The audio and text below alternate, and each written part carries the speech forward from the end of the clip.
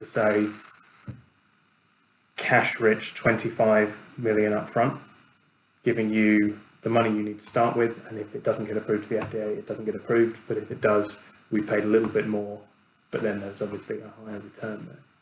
What would be your position on that front? Well, I mean, I'm obviously aware of the potential profit and bonus that you could make if it does get approved, and obviously I'm extremely optimistic. You know, there's a 60% chance that it will get approved.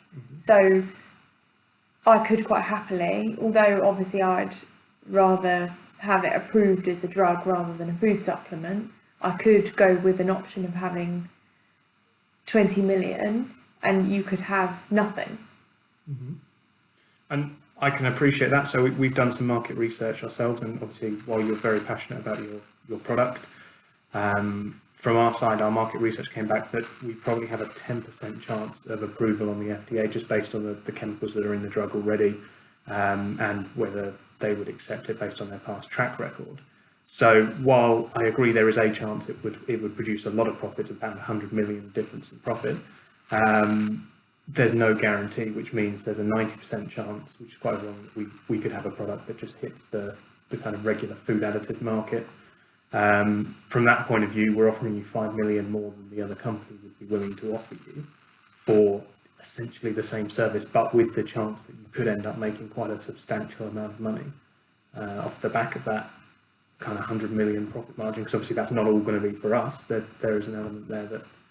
But then what you're saying is that you want to pay me 25 million up front with no money if it does get approved. So then you're making 100 million in profit, or 120 million, whatever it was, in profit from using my license.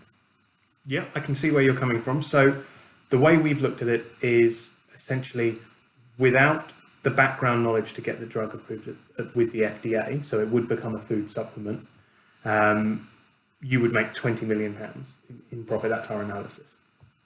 With that in mind, if it did get approved, it would be 120 million. So you could absolutely take the other option, I believe Zums, and you would walk over £20 million profit, and we wouldn't have a stake in the company.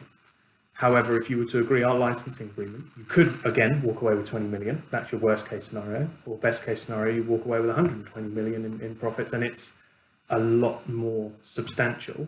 That isn't a possibility with Zums, but it is with Zincit. Yeah, but I'm obviously not going to get the benefit of the full 120.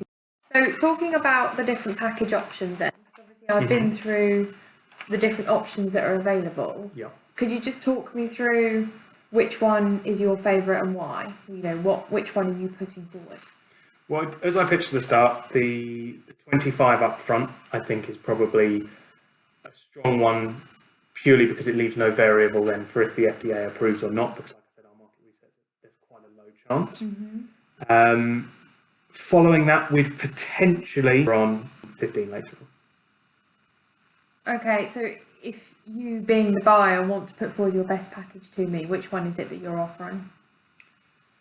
Well, as I said at the start, the 25 would have been probably stronger, but you made a strong case for why you didn't want some upfront payment and you would like it split over two to mitigate risk on our part, because as you can imagine, we're looking for a strong case. We would say probably 17 million up front, and then provided the drug gets approved, which you seem to be quite confident about, we could then look at offering 15 million after the FDA approval, which would bring a total of around 32 million, which is 7 million more than we were initially prepared to offer. It would also help you off-write some of your solicitor's costs, because he's getting 5% of 17 instead of 5% of 25.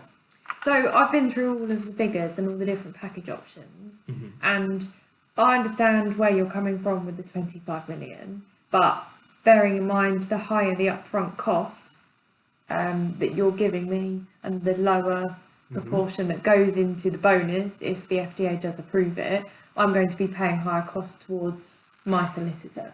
So obviously I'm trying to mitigate and factor that in as well. So the best package out of all of them for me, and the one that would make me obviously the biggest benefit, would be option B, So it's 20 million up front and 15 million if it's approved. That is the best return, you know, for investing for me, for investing in your company. And ultimately, if it doesn't get approved, then you're in exactly the same boat as the other competitor. I get where you're coming from for sure. I think 35 million as a total stance is going to be too much because there's too much risk around.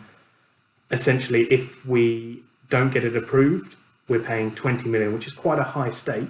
It is, but then it's exactly the same price that the other competitor is offering. Absolutely, but they don't bring it. They don't bring the FDA side to the table. So if it does get approved, we're then paying a bit more, but we're also making you a lot more money.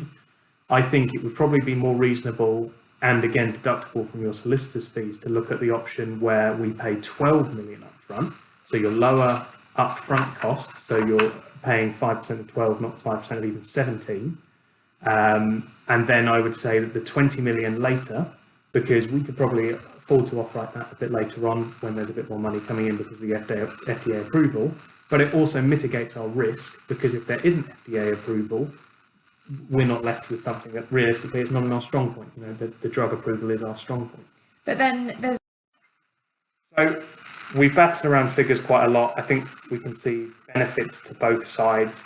From Zincit's point of view, we're going to make a final offer and kind of let the negotiation go from there. So from our point of view, we would like to offer you 17 million upfront, and then upon FDA approval, we could offer you the 15 million. That's a total of 32, which is 12 million higher than the other company would offer you, with higher earning potentials, of course, if it does get approved. But because of our market research, we can't guarantee it's going to get approved, and that's why we'd like to offer the 17 instead of the 20. Okay. I mean, I'll be honest, it's not what I wanted. It's something that I'm going to have to go away and have a think about. I can't say yes right here, right now, because I need to have a think about the figures and how it's going to impact and if it's worth doing.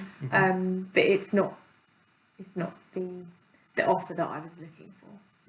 That's understandable. I can see where you're coming from.